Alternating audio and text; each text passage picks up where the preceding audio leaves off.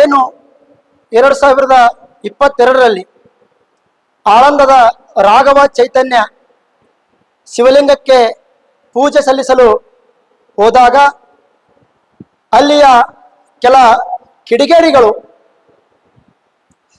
ಪೂಜೆ ಸಲ್ಲಿಸಿ ಹೊರಗಡೆ ಬರೋ ಸಂದರ್ಭದಲ್ಲಿ ಕಾನೂನನ್ನು ಕಾಪಾಡುವ ಏನು ಪೊಲೀಸ್ ಅಧಿಕಾರಿಗಳು ಇರ್ತಾರೆ, SP ಅವರ ಗಾಡಿಗೆ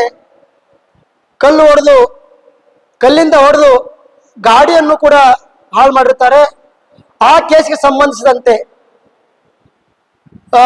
ಮೊನ್ನೆ ದಿನ ಏನು ಈ ಕಾಂಗ್ರೆಸ್ ಸರ್ಕಾರ ಅವರ ಮೇಲಿನ ಕೇಸನ್ನು ಹಿಂಪಡೆದಿರುವ ಸಲುವಾಗಿ ಮೊನ್ನೆ ದಿನ ಕಲಬುರಗಿ ನಗರದಲ್ಲಿ ಒಂದು ಪ್ರತಿಭಟನೆ ಆಗುತ್ತೆ.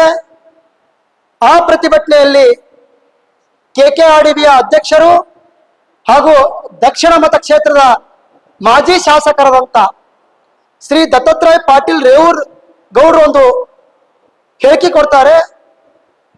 ಆ ಹೇಳಿಕೆಗೆ ಸಂಬಂಧಪಟ್ಟಂತೆ ಇವತ್ತು ಕಲಬುರಗಿ ನಗರದಲ್ಲಿ ಕೆಲವು ಉದ್ದೇಶಪೂರ್ವಕವಾಗಿ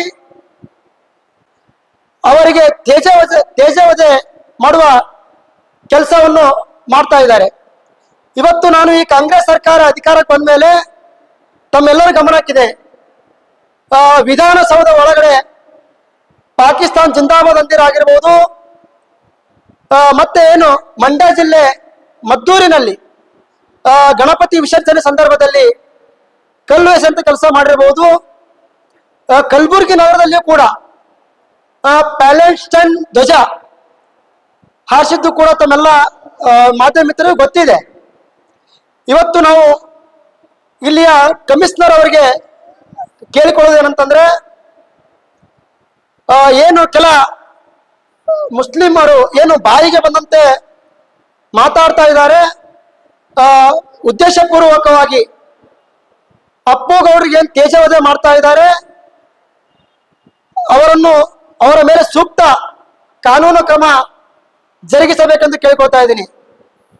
ಯಾಕಪ್ಪ ಅಂತಂದ್ರೆ ಇಲ್ಲಿವರೆಗೂ ಕೂಡ ತುಂಬಾ ಸಲ ನಾನು ನೋಡಿದ್ದೇನೆ, ನಮ್ಮ ಮೇಲೆ ಕೂಡ ಈ ಕಾಂಗ್ರೆಸ್ ಸರ್ಕಾರ ಅಧಿಕಾರಕ್ಕೆ ಬಂದ ಮೇಲೆ ಏನಾಗಿದೆಪ್ಪ ಅಂತಂದ್ರೆ ನಾರಾಯಣಪುರ ವಿಚಾರದಲ್ಲಿಯೂ ಕೂಡ ನಮ್ಮ ಮೇಲೆ ಕೂಡ ಕೇಸ್ ಹಾಕಿ 15 ದಿನ ಜೈಲಿಗೆ ಕಳಿಸುವಂತ ಕೆಲಸ ಈ ಸರ್ಕಾರ ಮಾಡಿತ್ತು.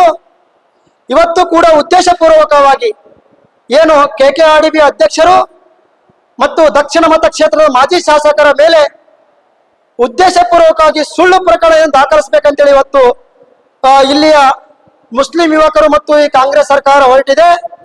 ಒಂದು ವೇಳೆ ತಾವು ಉದ್ದೇಶಪೂರ್ವಕವಾಗಿ ಕೇಸ್ ಮಾಡಿದಲ್ಲಿ ನಾವು ಕಲಬುರಗಿ ನಗರದಲ್ಲಿ ನಮ್ಮ ಸಂಘಟನೆ ವತಿಯಿಂದ ಅಂದ್ರೆ ರಾಷ್ಟ್ರ ರಕ್ಷಣಾ ಪಡೆ ಕಲಬುರಗಿ ಜಿಲ್ಲಾ ಘಟಕ ವತಿಯಿಂದ ಪ್ರತಿಭಟನೆ ಮಾಡಲಾಗುತ್ತದೆ ಎಂದು ನಾನು ಹೇಳಬೇಕಾಗುತ್ತೆ.